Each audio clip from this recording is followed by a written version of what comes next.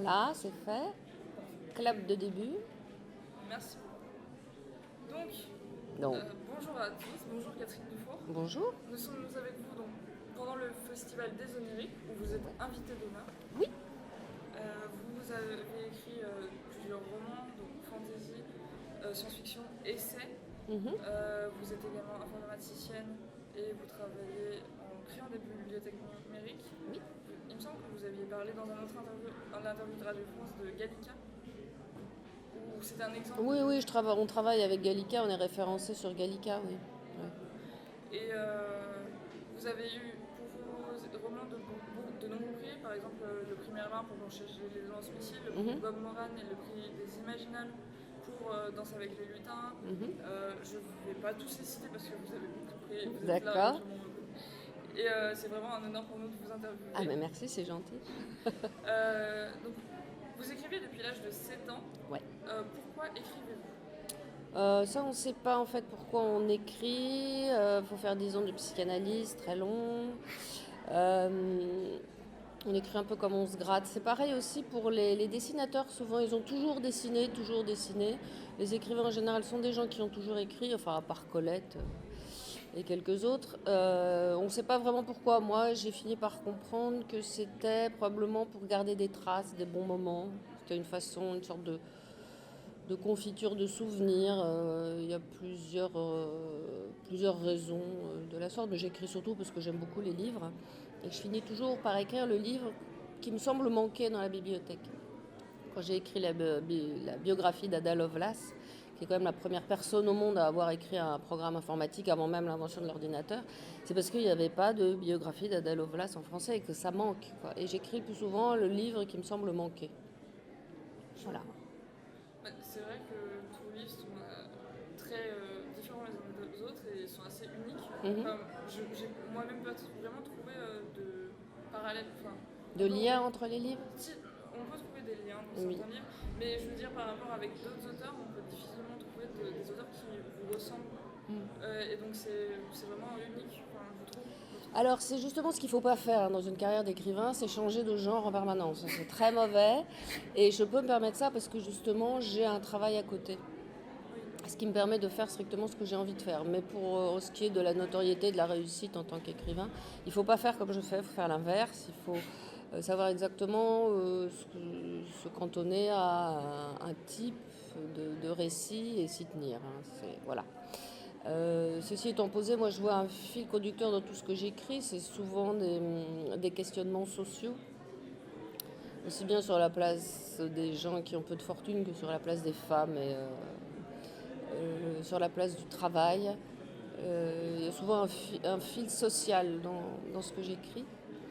Et par exemple, quand j'ai écrit Entends la nuit, qui est un thriller fantastique, c'est tout simplement parce que j'ai lu un certain nombre de romances, dont Twilight, dont Fifty Shades, etc.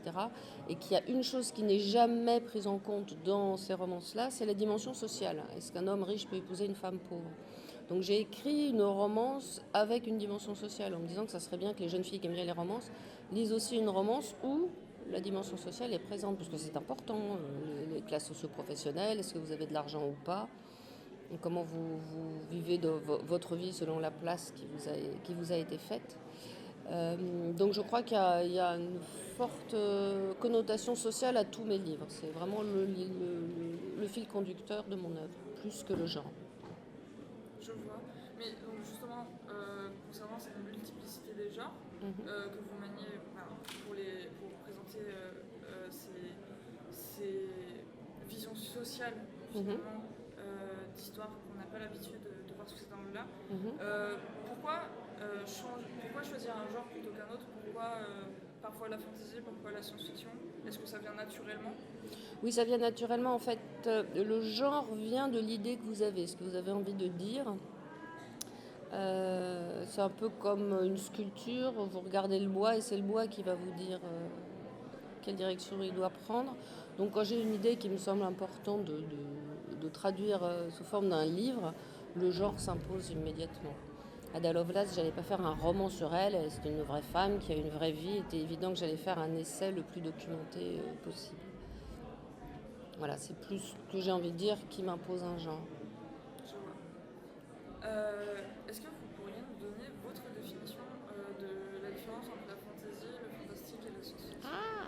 Alors c'est pas moi qui l'ai inventé, mais il y a la définition du chat. Vous le connaissez? J'en ai entendu parler. Donc si vous rentrez chez vous et que votre chat vous dit bonjour, alors soit vous répondez bonjour chat parce que les chats parlent, tout le monde le sait, là vous êtes dans de la fantaisie. Soit vous répondez bonjour chat parce que vu le prix que vous a coûté l'implant au larynx de votre chat, heureusement qu'il parle, là c'est de la science-fiction. Ou soit vous vous collez au plafond en hurlant mon Dieu un chat qui parle, ça c'est du fantastique. Donc l'irruption de la normale dans une vie normale. Je trouve que c'est la meilleure définition qu'on puisse donner pour différencier ces différents genres. Et puis c'est une définition assez imagée, donc Oui. qui parle à tout le monde. Un chat, tout le monde voit ce que c'est. Même un Voilà. enfant. Et un chat qui parle, tout le monde voit ce que c'est.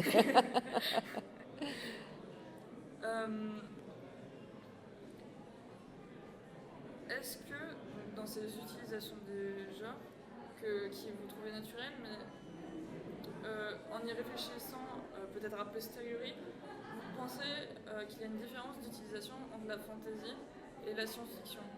Par exemple, l'idée qui pourrait nous venir premièrement en tête, c'est la fantasy pourrait servir à, pas forcément critiquer, mais représenter le monde actuel, alors que la science-fiction est plutôt liée à l'anticipation en général, et donc quelque chose qui n'est pas encore là. Oui, c'est fort possible que la science-fiction serve à évacuer un certain nombre de questionnements et d'angoisses ou d'espoir dans le futur, alors que la fantasy sert d'allégorie pour résumer et mettre en valeur des questions peut-être plus fondamentales, même si l'avenir est une question réellement fondamentale. Donc il y a une... C'est marrant, moi quand j'étais jeune, c'était vraiment la fantasy, c'était une littérature qui se déroule dans le passé, il y a de la magie, il y a des épées qui parlent, il y a des beaux princes avec des épées qui parlent. Et donc c'est une littérature passéiste de droite, romantique pour filles, alors que la science-fiction, ça se passe dans l'avenir, c'est très technologique, donc c'est une littérature progressiste de gauche pour garçons. Heureusement, depuis on a dépassé cette vue extrêmement sexiste. Et je pense qu'en effet, la fantasy peut être vue comme allégorique, et la science-fiction comme un questionnement sur notre futur. Maintenant, c'est assez réducteur. La science-fiction, il y a énormément de livres de science-fiction qui sont dans l'ailleurs et demain, dans une galaxie très très lointaine, et qui sont des science-fiction de dépaysement, des récits de voyage. Et la fantasy peut aussi vous proposer un voyage dans d'autres mondes. Donc ça peut, entre le space opéra et certains livres de fantasy, il n'y a finalement pas tellement de différence. Ça dépend vraiment du propos de l'auteur. Est-ce qu'il a envie de transmettre un certain nombre de questionnements ou est-ce qu'il a simplement envie de faire voyager? Et le plus souvent, il y a un mélange des deux. Oui, c'est généralement, on choisit peut-être naturellement. Et vous, pourquoi avez-vous choisi d'utiliser donc, ces univers de l'imaginaire, science-fiction, fantasy, peu importe, plutôt que de se placer dans le monde réel finalement? En fait, j'ai pas tellement choisi, j'ai toujours beaucoup lu de science-fiction et de fantasy, donc j'ai écrit très naturellement dans ces genres-là. Je me suis pas tellement posé la question de me cantonner à ce qu'on appelle la littérature blanche ou littérature générale, qui est composée de livres qui en général se passent ici et maintenant. Et puis que composé aussi de gens qui écrivent très bien et qui vendent beaucoup, c'est pas toujours les mêmes. Et on dit que globalement, un livre de littérature générale, c'est un livre de science-fiction qui se vend bien. C'est un peu méchant, mais c'est de cet ordre-là. Et donc, lorsque vous écrivez, c'est n'importe quel livre, qu'est-ce que vous voulez transmettre avec les lecteurs? Est-ce que c'est une vision du monde? Est-ce que ce sont des valeurs? Est-ce que ce sont... Alors plusieurs choses en même temps. Déjà, il y a forcément ma vision du monde qui affleure. Et j'ai envie que la personne passe un bon moment et qu'elle soit d'accord avec moi. Et j'ai aussi envie de faire un bel objet bien fini avec des phrases agréables. J'essaye vraiment de faire un bel objet. C'est fabriquer de la beauté pour moi, écrire. Ce qui n'est pas le cas du tout de certains autres auteurs qui, au contraire, ont envie d'avoir des livres qui ont plus de punch, qui tiennent plus du pugilat, l'envie d'interpeller le lecteur. J'attache beaucoup d'importance à la forme pour qu'elle soit élégante. Oui, je l'ai remarqué moi quand j'ai Merci. lu vos livres, c'est ce qui m'a beaucoup plu et puis d'autres choses dont je reviendrai plus tard durant l'interview. D'accord. Je vais orienter un peu plus les questions vers votre façon d'écrire maintenant. Donc, première question, comment formez-vous vos personnages? Est-ce que vous avez une manière de les travailler en amont? Non, pas du tout. Pas du tout, non. Les personnages, alors on sait qu'un livre part bien quand les personnages s'imposent d'eux-mêmes et qu'en fait ils vous échappent un peu. À tel point que d'ailleurs il a fallu que je mette des garde-fous parce que j'avais des plans pour mes livres et certains personnages s'en échappaient. Et c'était pour quel livre? C'était pour Le goût de l'immortalité, ça devait se passer chez les sirènes. J'avais beaucoup travaillé sur les coraux, les fonds marins, et jamais le livre n'a accepté que je laisse entrer une seule sirène. Et donc depuis, je fais des plans, parce que le livre est une créature étrange qui vous échappe. Et un bon personnage, c'est un personnage qui tout d'un coup révèle sa personnalité et va là où vous n'aviez pas l'intention qu'il aille. Donc il faut arriver à la fois à conduire ces personnages sans non plus leur casser les bras et les jambes. C'est assez particulier de créer des personnages. L'auteur devient un peu le premier lecteur de son propre livre, puisqu'il découvre... Exactement. Quelquefois, un livre, c'est a envie d'être écrit, vous tape sur l'épaule et il se sert de vous et pas l'inverse. C'est assez particulier. On peut s'attacher à des personnages comment il s'appelle? C'est Druon qui a écrit Les Rois Maudits. Et son personnage préféré, c'est Richard d'Artois, Robert d'Artois. Et il a écrit 5-6 tomes. Et au bout de 6 tomes, il a été obligé de tuer Robert d'Artois, tout simplement parce que dans l'histoire, Robert d'Artois est vraiment mort en 1347 au siège de Machin Chouette. Et ce pauvre Druon dit, moi, la plume m'est tombée des mains. Il écrivait aussi le plume. C'était il y a vraiment longtemps, dans les années 50. Et il a arrêté d'écrire pendant 2-3 ans tellement, mais il était mort de chagrin que son personnage préféré soit mort. Donc on peut s'attacher beaucoup à des personnages. Et moi, j'ai notamment dans mes livres de fantasy humoristique, dans le cycle Quand les dieux buvaient, des personnages de fées. Alors là, je suis tranquille parce qu'elles sont immortelles, donc je peux les retrouver régulièrement. Ah oui. Non, j'aime bien les personnages des fées et leur le distance. Mais je vais revenir un peu plus tard. D'accord. Parce que sinon, je vais me perdre un peu dans le plan. Donc, vous avez dit, vous construisez un plan pour écrire le livre maintenant. Dans le plan, vous préparez ce qui est classique ou des grands moments, ou des barrières, comme vous dites, à ne pas dépasser. Je dis, il n'y aura qu'un chapitre. Dans le premier, il se passe ça, puis ça, puis ça, puis ça, puis ça. Et puis après, on étoffe l'intérieur de chaque partie. Et il y a des parties qui veulent être écrites avant les autres. Ça, c'est assez rigolo. En fait, souvent, les livres tournent autour de 2-3 scènes clés qu'on a envie d'amener au jour et de montrer. Et finalement, tout le livre est construit pour amener à ces scènes-là. Et puis après, on reprend, on essaye de commencer par le début. On déroule jusqu'au bout. On relit tout et on jette le premier chapitre. Ça, c'est le conseil de base. Le premier chapitre, celui où vous exposez tout votre monde de façon très didactique. À la fin, vous le prenez et vous le mettez à la poubelle. Et alors, vous notez les quelques éléments qu'il faudrait vraiment amener à la connaissance du lecteur ou de la lectrice, parce que sinon, on ne va rien comprendre. Et vous vous débrouillez pour les recaser discrètement dans le deuxième et le troisième chapitre. Mais le premier, le chapitre d'exposition, c'est vraiment le chapitre qu'il faut songer à mettre à la poubelle. C'est la première fois que je l'entends. Ah ouais? Mais en vrai, c'est logique d'une certaine manière, parce que c'est mieux d'amener au fur et à mesure le lecteur plutôt qu'un chapitre d'exposition qui est lourd, généralement, et dont on oublie les 3/4.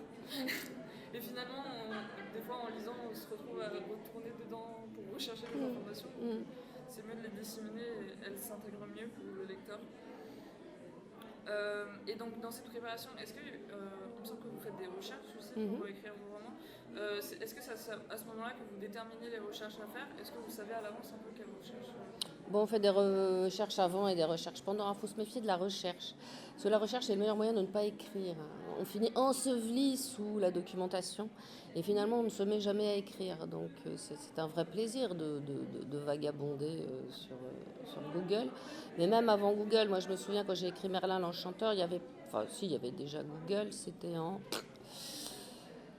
au début des années 2000, mais enfin c'était tout de même moins développé. Et donc je me suis vue, puisque je devais raconter l'histoire d'une tribu qui erre en Roumanie en l'an 500 après Jésus-Christ. Et il me fallait les incarner, donc il me fallait des prénoms. Et je me suis vue partant à l'ambassade de Roumanie pour aller chercher dans leurs archives pour avoir des prénoms quad, c'est une tribu d'époque. Et là, j'ai compris que je commençais à m'égarer sévèrement dans les recherches pour esquiver le moment d'écrire. Et j'ai compris le piège que pouvait représenter trop de documentation. Donc il faut arriver à faire une part suffisante, mais non excessive à la documentation. C'est pas évident. Oui, et puis une documentation excessive peut des fois tellement retarder que finalement on Voilà. n'écrit jamais. Voilà. Ou alors on fait juste que construire un arrière-plan qui ne sera jamais mis en œuvre. Ou alors on a un arrière-plan qui prend toute la place parce qu'on se dit ah non, j'y ai passé tellement de temps que. Ça aussi, c'est une chose très importante, c'est kill your darlings. À partir du moment où vous mourrez il y a un passage, vous le trouvez beau, vous le trouvez sublime, et il vous a pris tellement de temps à écrire, il est tellement réussi, tellement parfait, et il ne sert à rien à l'intrigue, vous le mettez aussi à la poubelle. Systématiquement, il faut tuer ce qu'on aime le plus dans ses écrits pour servir le propos. C'est rigolo, hein, puis c'est très désagréable. Alors ce que je fais, moi je les mets de côté, je les sauvegarde, je les mets pas à la poubelle, mais je les enlève du contenu du récit. Ça c'est très important, le fameux kill your darlings. Il faut les garder, finalement, l'auteur les garde pour lui, voilà. Parce qu'on y est attaché. Puis c'est voilà. un fruit de recherche, donc voilà. On se dit au moins ça a servi pour moi. Voilà, exactement.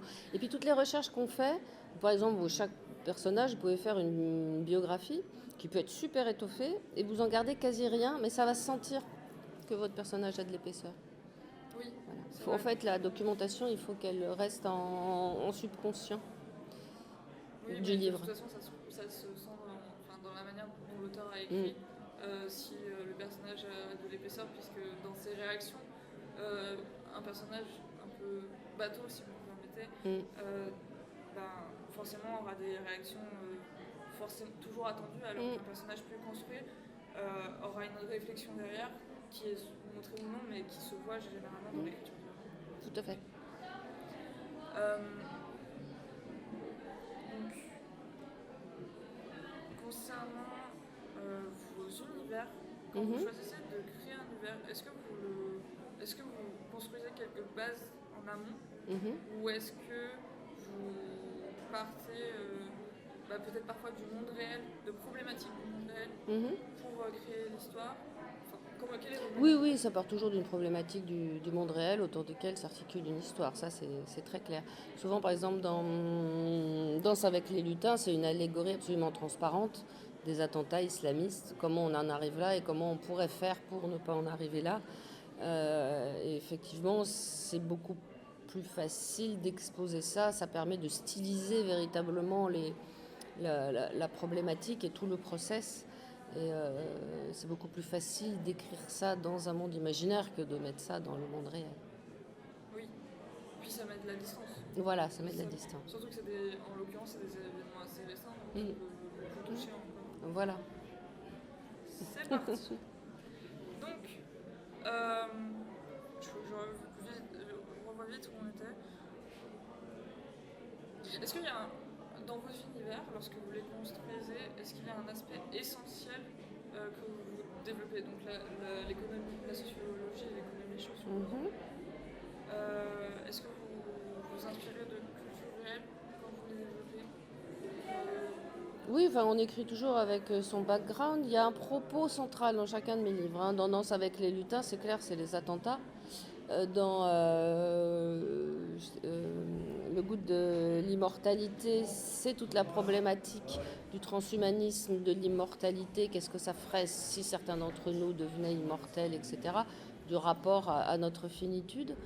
Dans Blanche-Neige et Lance-Missile, le premier tome, on va dire que c'est c'est un petit peu plus complicada, mais globalement, c'est une attaque en règle contre la religion catholique et les apprentissages un peu lénifiants qu'elle donne aux jeunes filles. Voilà. Donc il y a à chaque fois effectivement un noyau dur et puis après il y a toutes sortes d'histoires annexes qui s'élaborent. Je vais passer un peu plus sur Blanche-Neige et Lance-Missile pour terminer l'interview. Vous avez dit dans un autre interview que c'était un pastiche de l'univers de Pratchett. Oui. Comment et pourquoi avez-vous remanié son univers? Alors moi j'ai lu Pratchett, j'ai tout lu Pratchett, j'ai tout relu Pratchett, j'adore Pratchett, je trouve Pratchett super, donc j'ai décidé de faire du Pratchett parce que quand vous êtes rempli par un auteur, au bout d'un moment vous finissez par déborder. Et je lui ai écrit en lui disant est-ce que vous m'autorisez à vous plagier? Il m'a pas répondu, j'ai dit bon qu'il me dit mon consent, ce qui pose là vraiment de véritables problèmes sur qu'est-ce que la notion de consentement, enfin bref. Voilà, donc du coup j'ai écrit Blanche-Neige et les lance-missiles et voilà, ce que je voulais c'était faire rire les gens parce que je trouve que c'est bon pour la santé. Et il y a des gens que ça a fait rire, donc je suis ravie, j'ai atteint mon but. Et le deuxième après Blanche-Neige et les lance-missiles, c'était L'ivresse des providers. Alors ça, c'est mettre en scène un Internet sur lequel se seraient réfugiés les morts. Parce que c'était les tout débuts d'Internet, il y avait des sites, et il y avait des sites de gens. Il y avait le site d'un type qui était mort dans un accident d'avion. Et ses proches étaient bien embêtés parce que son site continuait à tournicoter alors que lui n'était plus là. C'était les tout débuts, le moment où on s'est rendu compte qu'Internet, au bout de quelques 10, 20, 30 ans, allait devenir un immense refuge de données post-mortem.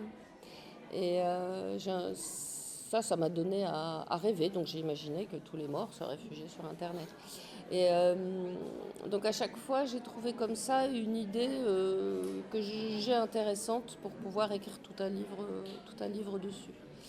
Et, mais c'est très rafraîchissant d'écrire ce genre de livre parce que autant là je suis sur un livre de science-fiction, tout doit être extrêmement bordé, c'est très précis, c'est fatigant, alors que dans la fantasy humoristique on peut se lâcher et c'est quand même beaucoup plus facile à écrire. Enfin, pour mon expérience personnelle, quand je l'ai lu, j'étais complètement en panne de lecture. Je n'arrivais plus à lire, à ouvrir un roman. Et ça a vraiment été une délivrance parce que non seulement j'ai pu l'ouvrir, j'ai pu le finir. Et je me suis beaucoup amusée. Bon, tant mieux.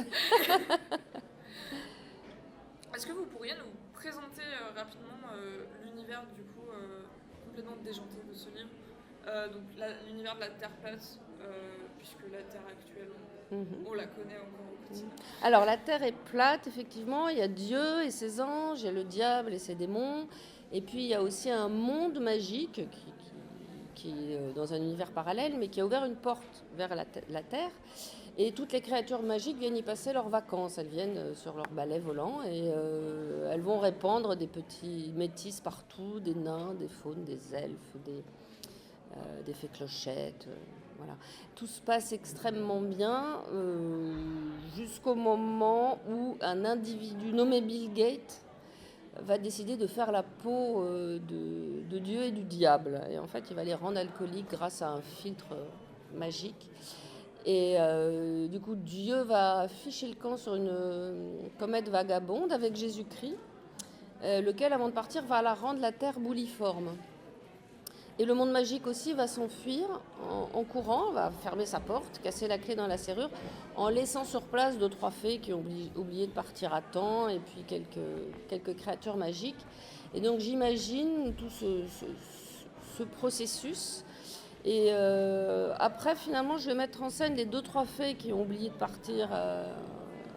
de repartir dans le monde magique. Je vais les mettre en scène, observant finalement les générations humaines s'élever et retomber, en essayant d'y apporter leur grain de sel, même si le plus souvent c'est un échec cruel. Voilà. Donc elles font office de grands témoins des évolutions de l'humanité. Mais des témoins qui finalement n'arrivent pas à... Non, elles essayent d'interagir et puis à chaque fois elles n'y arrivent pas. À un moment, d'ailleurs, l'humanité n'existe pas au début. Hein. Les êtres humains sont des métis aux gros nains.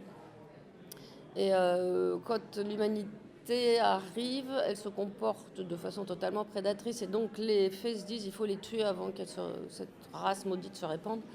Mais elles s'y prennent un petit peu trop tard. Les êtres humains ont déjà fait des bébés, elles se voient mal égorgeant des bébés, donc elles laissent se répandre à la surface du globe cette race qui a une nette tendance à la destruction et à l'autodestruction. Et elles en pâtissent lourdement. Effectivement, c'est un peu des créatures, elles sont un peu trop puissantes pour pouvoir finalement agir efficacement. Vous avez dit que Bill Gates a rendu les duels publics. Pourquoi l'alcool?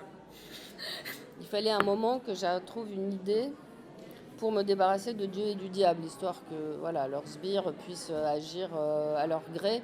Donc j'ai imaginé, ils auraient pu aussi devenir opiomanes ou peu importe. En fait, tout simplement, il s'agissait de concocter une situation où les grands patrons ne puissent plus agir, de sorte que la palme de l'action revienne à des personnages secondaires. C'est un petit peu comme dans les livres pour enfants. Première chose à faire, si on veut que des enfants fassent des choses intéressantes, c'est de neutraliser les parents. Alors un coup les parents sont morts, un coup les parents sont en voyage, un coup, je sais pas, voilà. C'est la fameuse neutralisation de l'autorité qui permet aux personnages d'agir. Et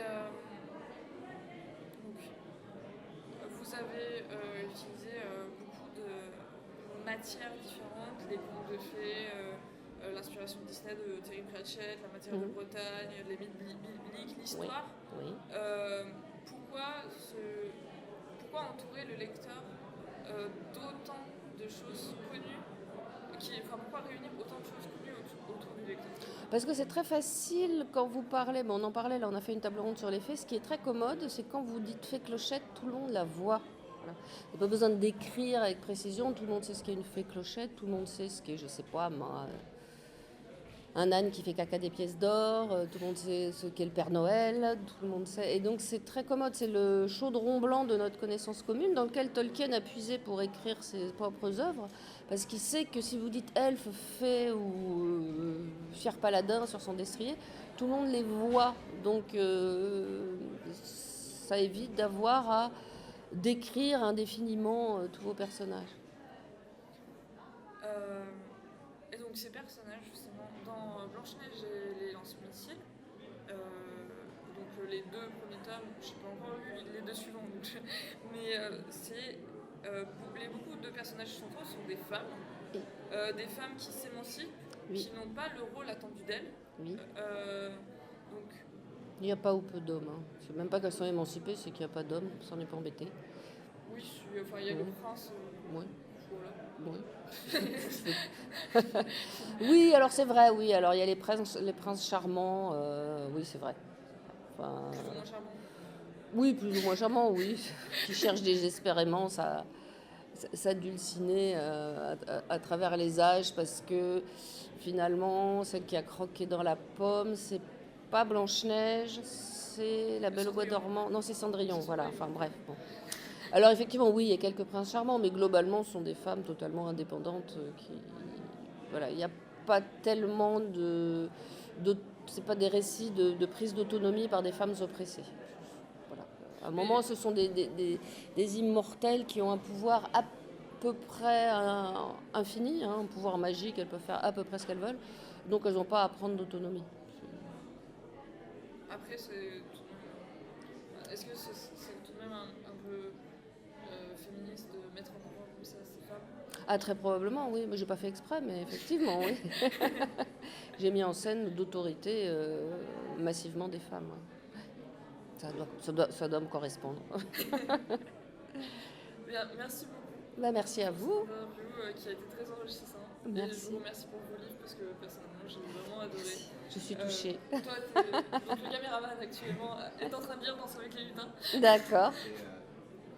Ah, merci, c'est gentil. Donc voilà, merci beaucoup. Merci à vous.